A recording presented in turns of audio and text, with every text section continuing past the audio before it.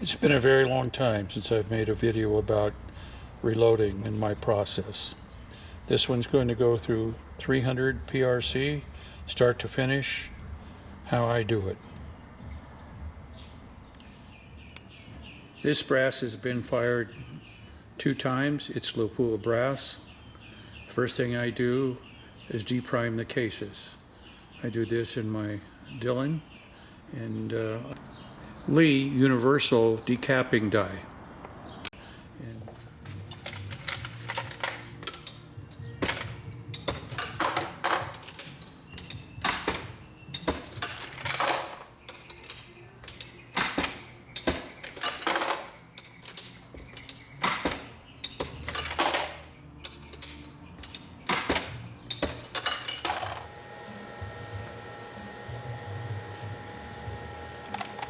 I anneal after every reload. It sure can't hurt anything, and what I want to do is ensure consistency.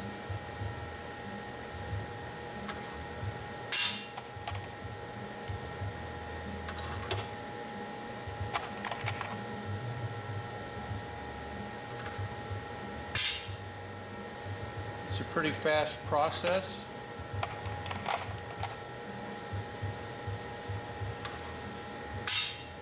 And the amp mate is very accurate machine.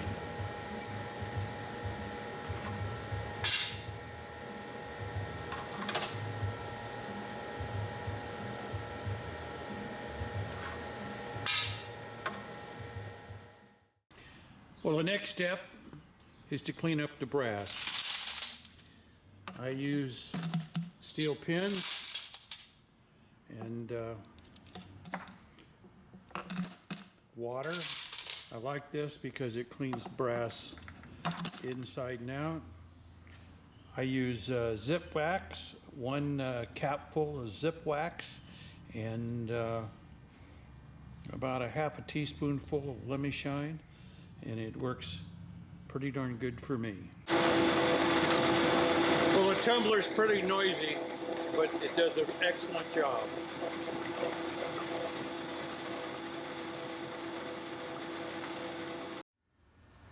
Okay, it's wash soap. I don't seem to get water spots. Okay, it's time to resize the brass. This is an RCBS neck bushing die, and the other piece is a mandrel holder.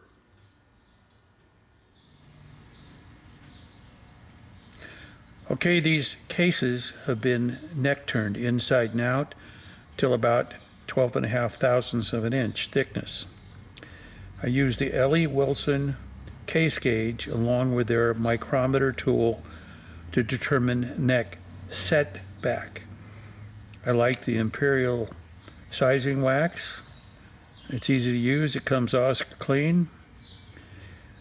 The neck bushing is a Short Action Customs 328. Now, this may not work for you, but it does.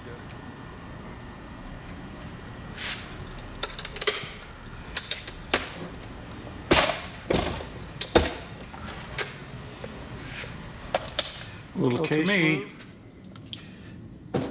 neck setback, or I should say shoulder setback, depends on what your rifle likes. So I put it in the gauge like this, put it around till I see where the 0 marks up, and go test it in the rifle. If it chambers easily enough and it's not tight, this is where I want it to be. If it chambers a hard bolt close or any resistance, and you need to shorten it a little bit. That's how I do it. It may not work for everybody, but it does work for me.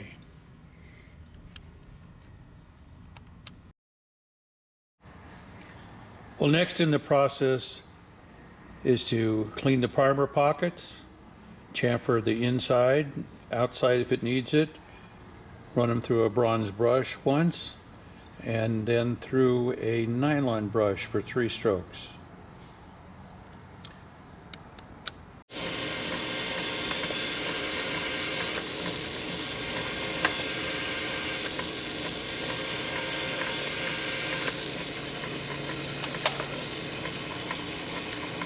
Well, it's time to prime.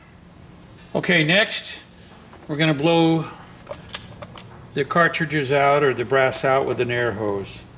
I don't want any little pieces of brass from the last process inside there. This kind of ensures that they're going to be clean. It might be a little excessive, but for me it seems to work. So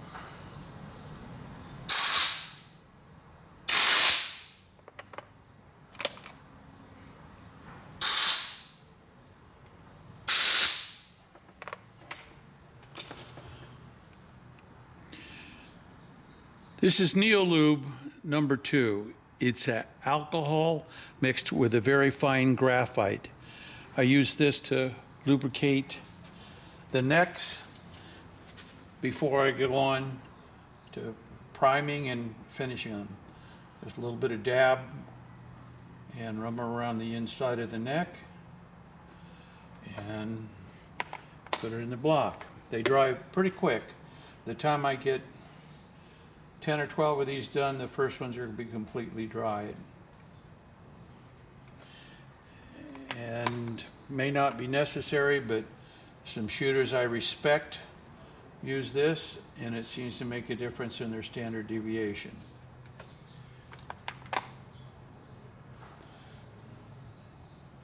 Well, it's time to prime. I'm using CCI BR2, which is bench rest primers. I've been pretty pleased with them. They're coming out very consistent in the height of the primer, coming in at 125 thousandths. This tool allows me to do those measurements.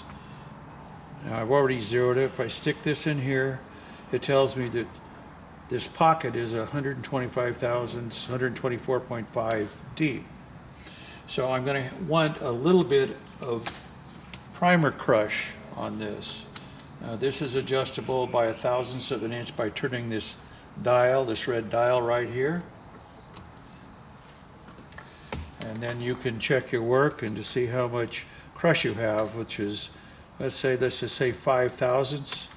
And basically it assures that when the firing pin strikes it, the primer is not going to have to move forward. It's already as far forward as it'll go, and it's consistent on every one of these. So this is kind of what works.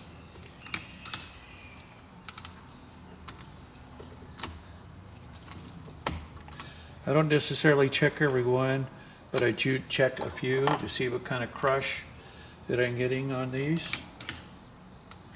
It actually works very easily and very quickly, but see, now that one, the primer pocket must be a little bit deeper, but it's still at least 2/1000ths below the level of the base of the brass, which simply means the bolt should close like it should.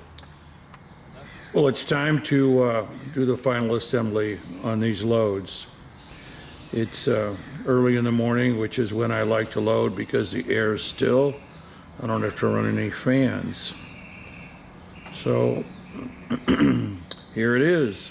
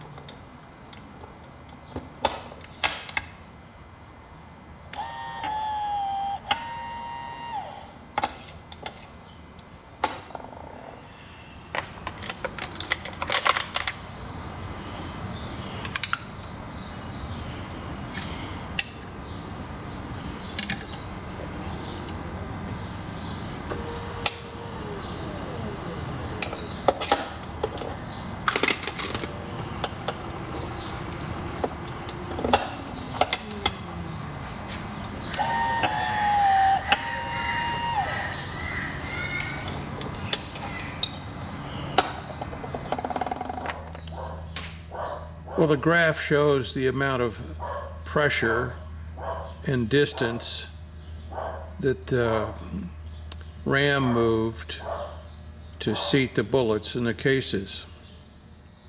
Now, this report shows you the amount of work done, distance traveled, standard deviation for the seating process, and a few other things.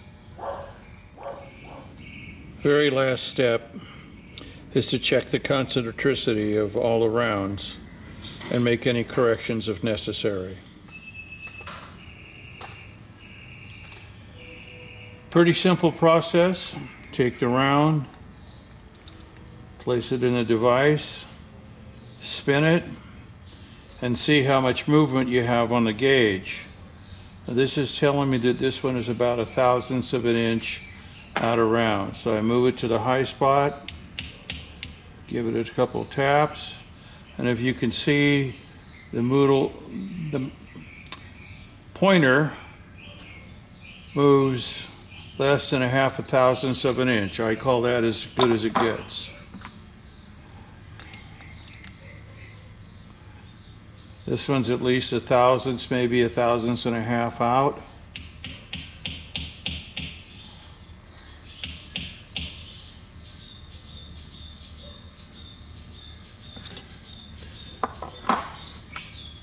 I don't know if this makes a big difference or not, but it sure can't hurt.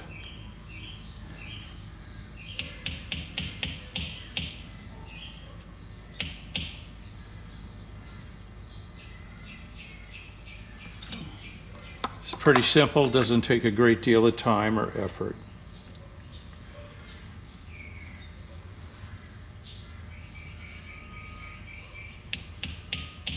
Each mark on this gauge is 1/2,000th of an inch.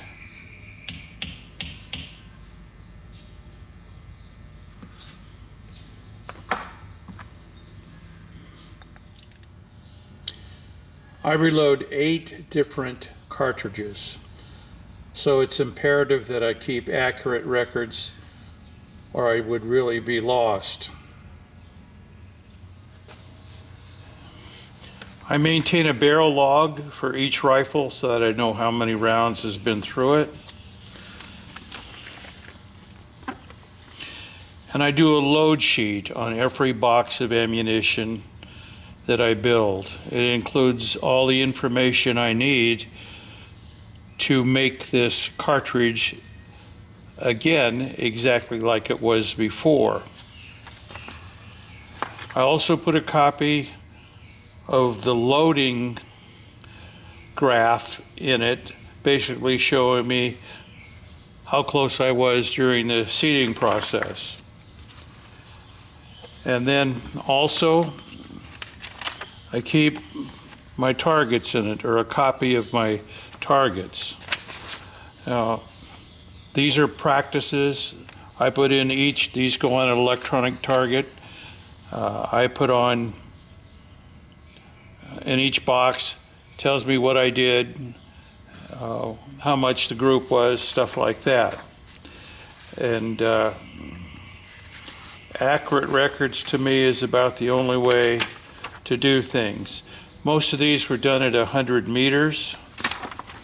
And this rifle, which is a Ruger precision rifle, has got 2,500 rounds to it, and it's still pretty much holding half-inch groups no matter what I want to do.